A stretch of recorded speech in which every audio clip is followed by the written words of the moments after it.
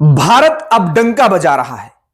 दरअसल भारत को अपना best performing agricultural export item मिल गया है।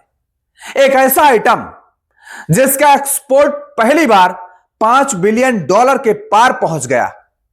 लेकिन जरा रुकिए, क्योंकि यह आइटम कोई गेहूं नहीं है, यह आइटम कोई चावल नहीं है, यह दाल भी नहीं है, यह गन्ना भी नहीं है, बल्कि यह है भैंस का मांस। जी हां, कॉमर्स मिनिस्ट्री के डेटा के मुताबिक 2025-26 में भारत ने करीब $5.1 बिलियन का बफेलो मीट एक्सपोर्ट किया है। एक साल में इसमें लगभग 25.6% की बढ़ोतरी हुई और अप्रैल से जून 2026 के बीच तो कहानी और तेज रही। करीब $1.5 बिलियन का एक्सपोर्ट, यानी पिछले साल इस अवधि के मुकाबले 66.6% ज्यादा।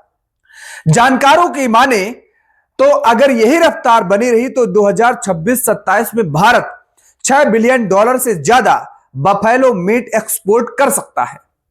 और यहां तक तो कहानी एक कामयाबी की कहानी है, लेकिन यहीं से इस कहानी का दूसरा अध्याय भी शुरू होता है। क्योंकि जिस वक्त भारत की सरकार $5 बिलियन के मांस निर्यात का डंका बजा रही है, उसी भारत को चीनी के लिए विदेशों का दरवाजा खटखटाना पड़ रहा है।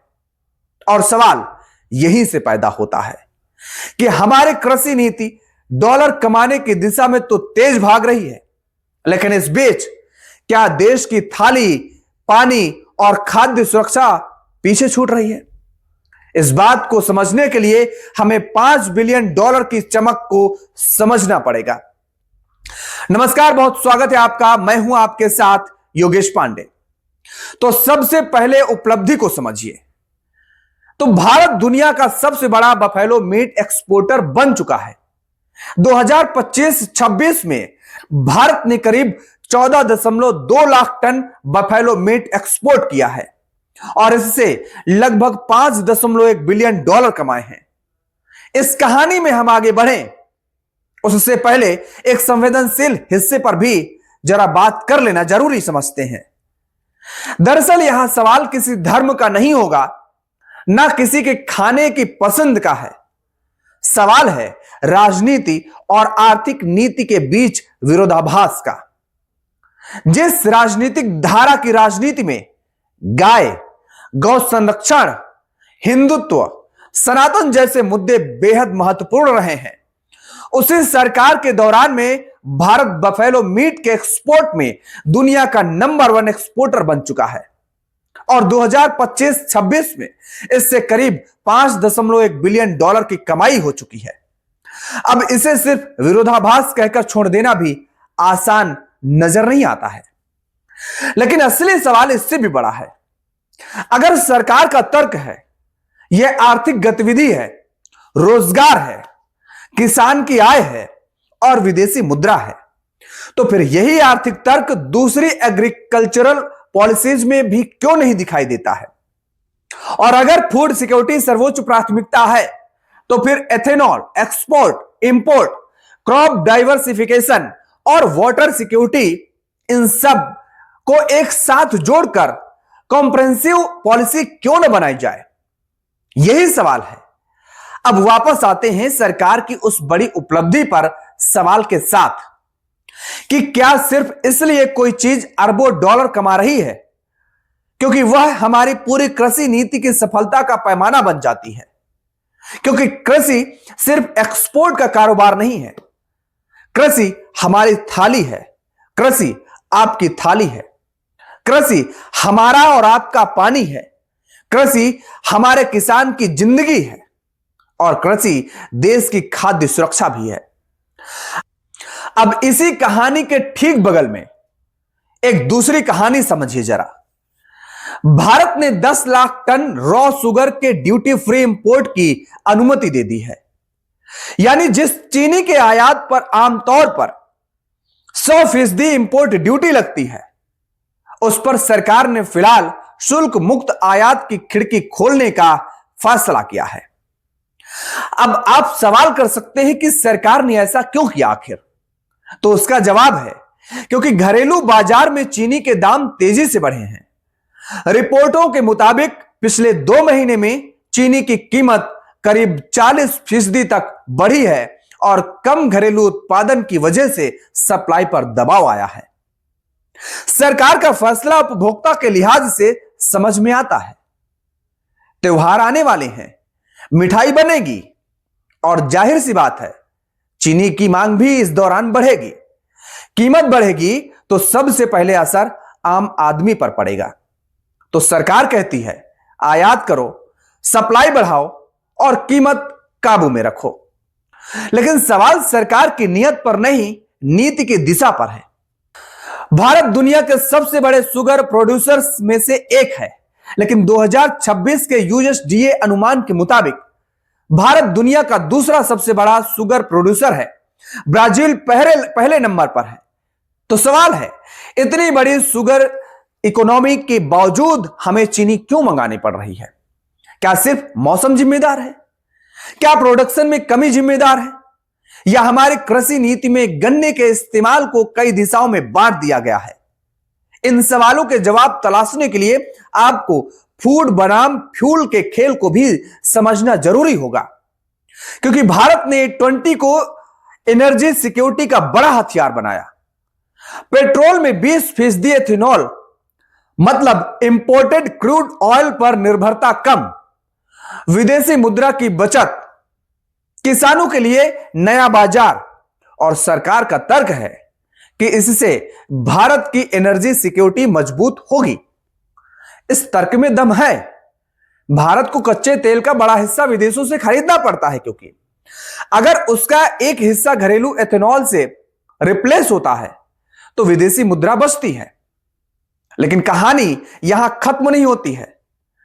एथेनॉल सिर्फ पेट्रोल की कहानी नहीं है, एथेनॉल खेत की कहानी भी है, क्योंकि एथेनॉल बनाने के लिए शुगर केन के साथ साथ मक्का और कुछ दूसरे एग्रीकल्चर फीड स्टॉक्स का इस्तेमाल बढ़ा है।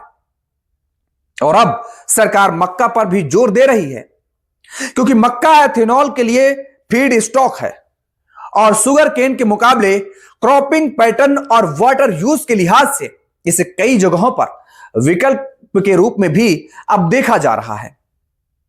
लेकिन फिर सवाल खड़ा होता है यहां पर, अगर मक्का एथेनॉल में जाएगा तो वही मक्का पोल्ट्री इंडस्ट्री को चाहिए होता है, पशुचारी को चाहिए होता है मक्का, फूड प्रोसेसिंग को चाहिए होता है मक्का, और किसानों की घरेलू खाद्य जरूरतों से भी उसका रिश्ता है। तो एक ही फसल के इतने सारे खरीदार होंगे तो सबसे बड़ा असर किस पर पड़ेगा? किसान पर, उपभोक्ता पर, या फिर सरकार को आने वाले दिनों में उसी फसल को कहीं और से इंपोर्ट करना पड़ेगा? सरकार ने तेल बचाया, लेकिन क्या थाली का संतुलन बिगड़ रहा है? यह भी हमें सोचने की जरूरत है और इस पर भी सवाल बनता है। यही वह जगह है जहां सरकार से गंभीर सवाल पूछा जाना चाहिए। अब आप मान लीजिए E20 से हमने विदेशी मुद्रा बचा भी ली, यह अच्छी बात है, लेकिन अगर उसी पॉलिसी के कारण किसान अपनी जमीन पर दाल या तिलहन की जगह मक्का उगाने लगे तो देश में दाल और एडिबल ऑयल का उत्पादन प्रभावित हो सकता है, और फिर जो चीज खेत में कम पैदा होगी उसे बाजार में कहीं ना कहीं से लाना पड़ेगा ही। यानी एक तरफ हम तेल के आयात को कम कर रहे हैं, तो दूसरी तरफ क्या हम खाद्य वस्तुओं के आयात की जरूरत बढ़ा रहे हैं, और आने वाले समय में यह जरूरत संकट पैदा कर सकती है क्या? यही असली पॉलिसी क्वेश्चंस है। इकोनॉमिक सर्वे में भी फूड सिक्योरिटी और एनर्जी सिक्योरिटी के बीच संतुलन की जरूरत पर चिंता जताई है, क्योंकि किसान आखिर किसान है, वह भाव देखता है। अगर सरकार किसी फसल को बेहतर खरीद, बेहतर कीमत या अश्योर्ड मार्केट देती है तो किसान उसी तरफ जाएगा। ये जाहिर सी बात है, उसे दोष नहीं दिया जा सकता, वह अपने परिवार की आय बचा रहा होता है।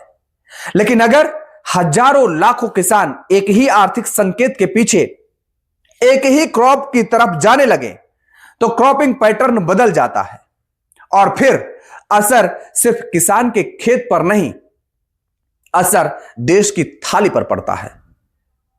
और यहीं पर खड़ा होता है एक और सवाल कि पानी का हिसाब फिर कौन देगा।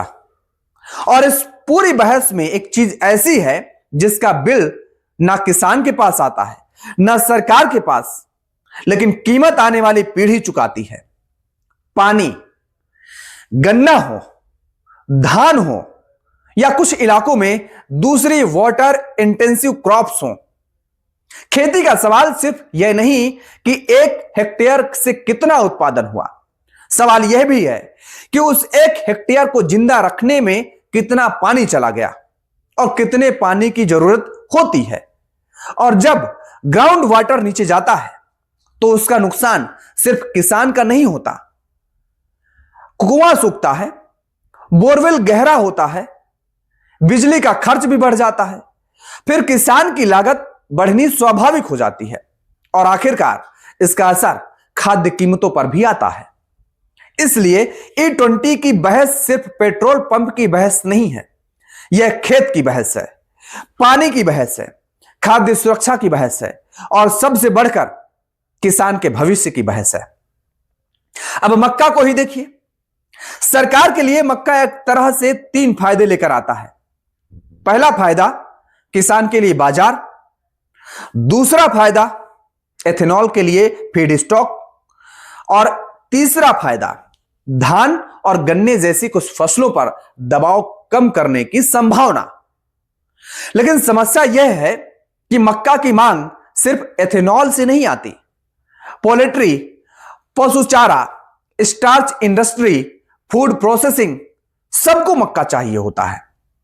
तो सरकार को यह सुनिश्चित करना होगा कि एथेनॉल की मांग बढ़ाने के साथ साथ फूड और फीड डिमांड को भी पॉलिसी कैलकुलेशन में शामिल किया जाए, वरना आज किसान को मक्का का अच्छा भाव मिलेगा, लेकिन कल अगर डोमेस्टिक सप्लाई कम पड़ गई तो वही देश जिसे एक्सपोर्ट की सफलता पर गर्व था, उसे इंपोर्ट के लिए डॉलर खर्च करने पड़ सकते हैं। और यहीं से सवाल उठता है, क्या हमें सिर्फ क्रॉप प्रोडक्शन बढ़ानी है या क्रॉप बैलेंस भी बनाना है? क्योंकि यहां पर एक और पहलू है, ग्लोबल मार्केट। आज दुनिया भारत से सिर्फ सस्ता एग्रीकल्चर प्रोडक्ट नहीं चाहती, दुनिया चाहती है क्वालिटी, दुनिया चाहती है फूड सेफ्टी, दुनिया चाहती है ट्रैकेबिलिटी, इंटरनेशनल स्टैंडर्ड्स और regulatory compliance. China, Japan, Hong Kong जैसे बड़े एशियन मार्केट में भारतीय एग्रीकल्चरल प्रोडक्ट्स के सामने क्वालिटी और रेगुलेटरी स्टैंडर्ड्स की चुनौतियां मुंह फैलाए खड़ी नजर आती हैं। यानी अब भारत के सामने सिर्फ यह चुनौती नहीं कि हम ज्यादा अनाज पैदा करें, चुनौती यह है कि हम दुनिया के सबसे कठिन बाजारों में सबसे भरोसेमंद उत्पाद बनकर कैसे जाएं। क्योंकि हमारा किसान मेहनत करके फसल उगाए लेकिन ग्लोबल क्वालिटी स्टैंडर्ड पर शिपमेंट अटक जाए तो नुकसान सिर्फ एक्सपोर्टर का नहीं होता, उसका असर खेत तक जाता है और खेत तक जाने का मतलब उसका असर सीधे किसान पर पड़ता है। इसलिए एक्सपोर्ट पॉलिसी का अगला चरण सिर्फ क्वालिटी नहीं, क्वालिटी और वैल्यू एडिशन भी होना चाहिए।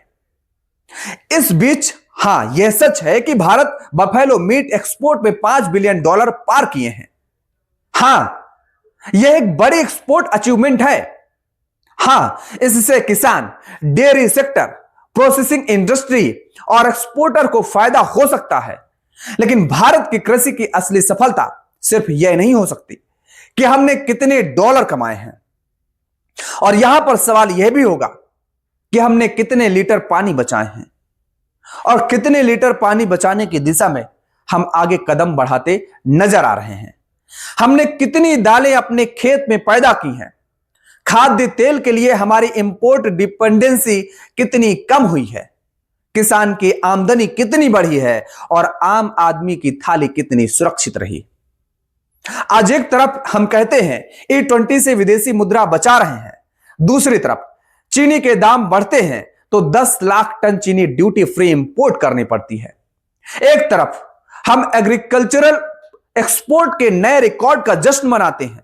दूसरी तरफ दाल और एडिबल ऑयल जैसी जरूरत चीजों के लिए इंपोर्ट डिपेंडेंसी बनी हुई है।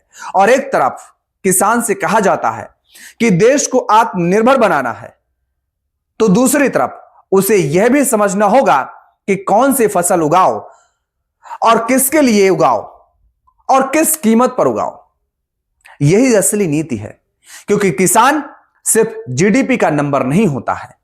इस बात को हमें, आपको और सरकारों को समझना होगा। वह अपने घर की रसोई चलाने वाला एक इंसान होता है और खेत सिर्फ एक्सपोर्ट की फैक्ट्री नहीं है, वह देश की थाली का आधार है। इसलिए सवाल भैंस के मांस के $5 बिलियन पर नहीं है। सवाल यह है कि क्या भारत ऐसी कृषि नीति बना रहा है जिसमें डॉलर भी आए, तेल का आयात भी घटे, किसान की आय भी बढ़े, पानी भी बचे और देश की थाली भी सुरक्षित रहे। क्योंकि अगर इन पांचों में संतुलन नहीं बना तो आज की $5 बिलियन की सक्सेस स्टोरी कल $5 बिलियन की मजबूरी की कहानी भी बन सकती है।